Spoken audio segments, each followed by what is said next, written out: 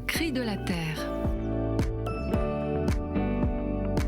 À l'aube d'une nouvelle année, il est de tradition de formuler des vœux pour sa famille, ses proches, tous ceux qui nous sont chers selon la formule consacrée. Un moment d'attention et d'affection pour souhaiter le meilleur pour la nouvelle année, sans oublier la santé, vœu plus affirmé encore depuis l'épisode Covid qui a marqué nos esprits.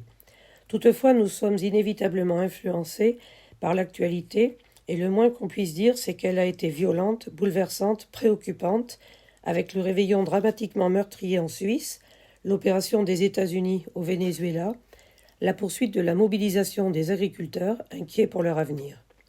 Les actualités en direct et dans tous les médias, amplifiées par les réseaux sociaux de plus en plus inondés de fake news, envahissent nos vies et notre quotidien, influençant notre morale. Notre société paraît de plus en plus emportée dans une spirale folle d'intransigeance, d'affrontement, de conflictualisation de tout, de récupération, qui supplante toutes les actions positives. On en oublierait presque les réussites individuelles ou collectives, les entreprises qui innovent, embauchent, exportent, les engagements de bénévoles dans des associations pour le bien commun, la fraternité de ceux qui savent encore écouter, aider, accueillir, et Dieu merci, il y en a. Comme ces 15 000 jeunes venus de toute l'Europe et réunis à Paris pour la rencontre européenne de Thésée, des chrétiens de diverses confessions venus prier et réfléchir ensemble.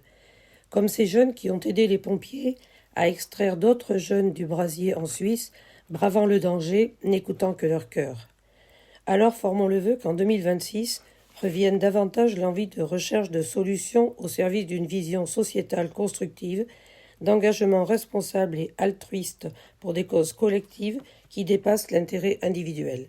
Pour cela, retrouvons le goût de l'équilibre, de la nuance, de la mesure, de l'expertise et du professionnalisme, de la dignité, du respect, du dépassement de soi. Alors oui, il faut lutter pour être déterminé et optimiste, pour insuffler autour de soi, dans sa famille, sur son lieu de travail ou dans la rue, cette volonté de changement.